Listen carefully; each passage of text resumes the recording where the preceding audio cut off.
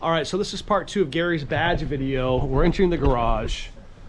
And the challenge is, he and I could talk forever, and there's so much to talk about at Gary's house.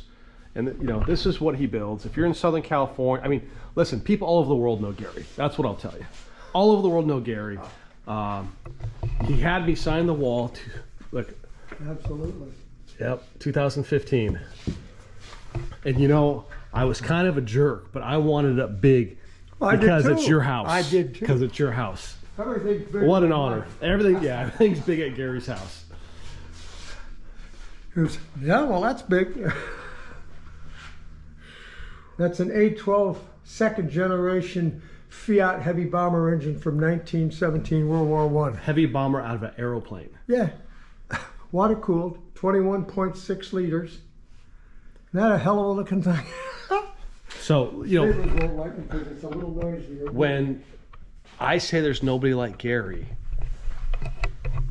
this is the engine. In his garage at home, he and Andreas have restored this chassis, which was a fire truck, found this engine, redid the motor, put it all back together to his liking, and one other thing, since it's Italian, I had to make my own wheel covers.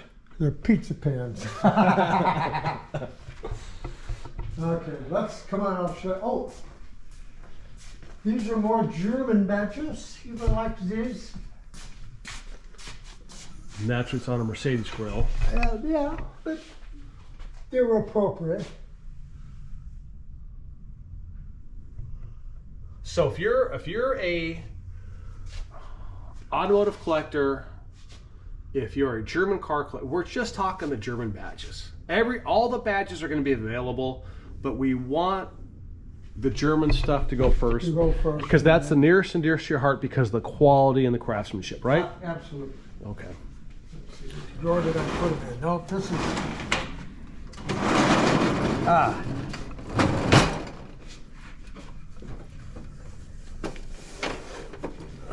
And again, you've had these between 30 and 60 years. Yes.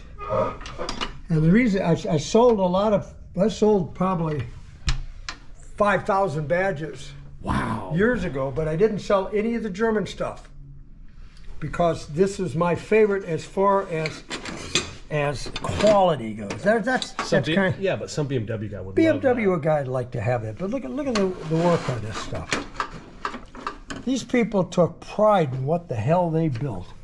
And they sure did build some wonderful pieces. St. Lawrence, I don't know what that is. I've got it here, but it's kind of cool. Anyway, you never know what you're going to find in here. But these are all, pretty much all German, except maybe that one. I don't know. I'm not sure what that is. You know, guys, I was kind of going sideways with that. I apologize, but yeah. Let me push this a little. Can you push it a little? So I can come by a little bit more. I always got a big kick out of it because this is a Zimfahrt, not to be confused with a. We used to have so much fun driving to Autobahn, and you'd get an Insfahrt and an Outsfahrt. And my wife, first time I took her to Germany, she looked at that and her eyes were kind of like, oh, that's cross, funny. Insfahrt? No, I said, that's an Ausfahrt. Like at home. Anyway, shut up. Badges. We got stinking badges everywhere. Okay, now, just point of interest. Point of interest stuff. More. Just, there's 6-8 drawers like this, filled full of this stuff. Not counting our other large Rolls collection too, including statues, and I've got, as the Germans calls them, Emilies. I have, I think, 6 or 7 flying ladies, spirits of ecstasy, plus the one that's 2.5 feet tall, and then one that's full size. You're gonna see the car that came off of. Anyway, these are all sorts of stuff. And the most insignificant of the badges is not really this, but look at it. It's gold plated. Somebody really did a number on this. And that's something, it's a Ford. From the Netherlands. That's got to go on somebody's very, very special car.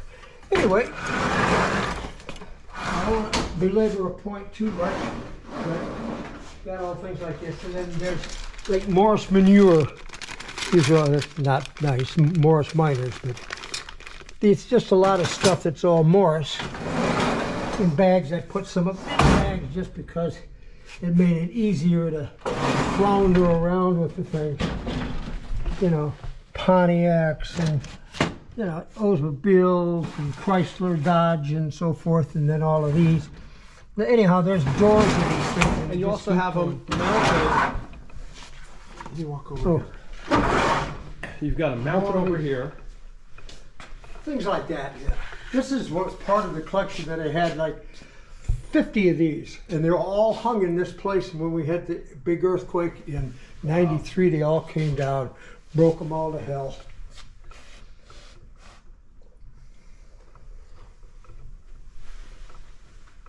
Somebody walk This over. is, yeah, that's the door off of Ferrari Detroit. Oh, wait. That's the actual door. They actually have a door off my refrigerator in Ferrari Detroit.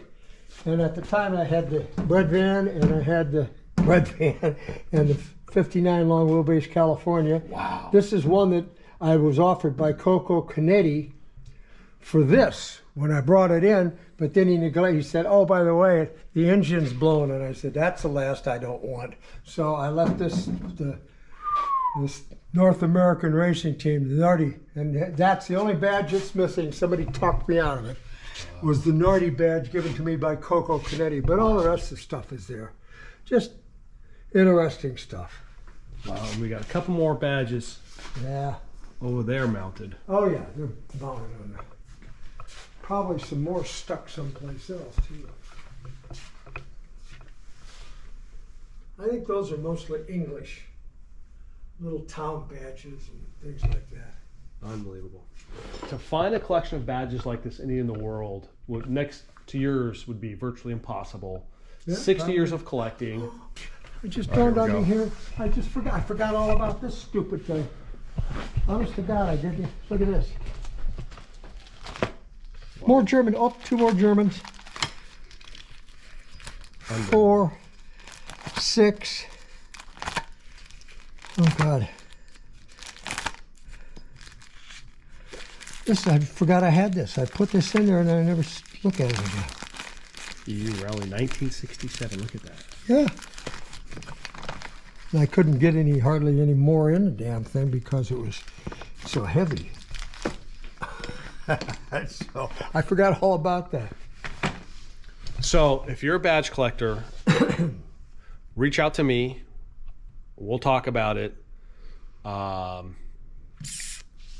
And you have to be vetted. Yeah. You have to I be might vetted. even take a car in partial trade. Something cool.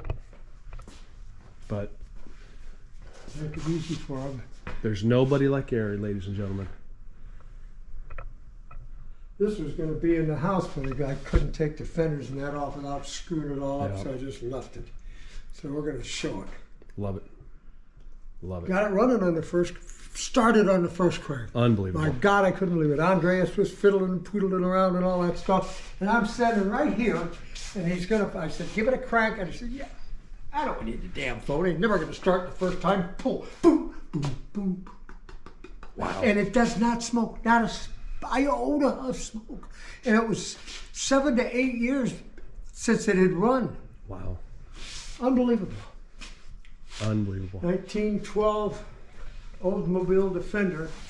That was just a bare chassis that they sold at the time. They sold 3 different models, and this was the smallest one. But whoever bought this put absolutely the best of everything you possibly ever could have put on it, including all, the best copper gas tanks and just everything you could imagine.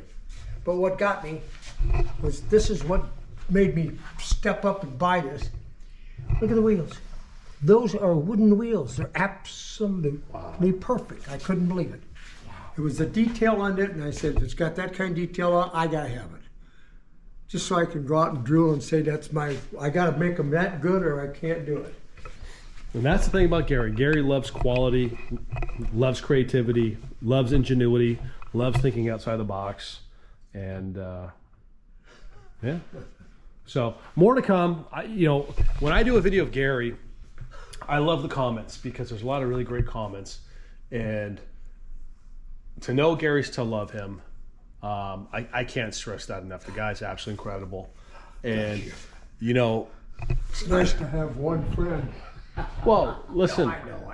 I've come over here and you're covered in grease and oil and dirt and overspray with cut hands and broken fingers, and you're smiling, you're working away at this stuff, and people think you're nuts. And then you show up at a car show and you pull in, and the biggest, loudest, shiniest damn vehicles, and the crowd moves away from whatever new car to you, and then you start talking and forget about it. You got them. I'll tell you another story for another time. Gary knows that's not for today, and That's Gary's my favorite story. Gary's what I call a real man, because he does it. He does it at home, and look at all these tools.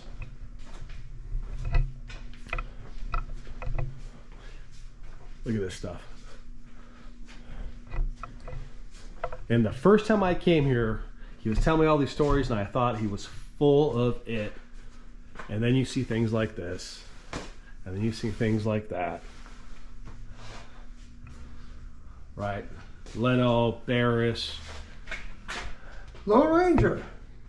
Oh. Clayton Moore. What a hell of a nice guy he was. I mean, the stories are unbelievable. So, all right. Anyways, cool. You guys, I'll leave my contact information in the comments and the description. And you have to be vetted. You got to go through me. I protect Gary because I love Gary, and we'll figure this thing out if you're a serious car collector. All right, more to come. Cool. Always more to come.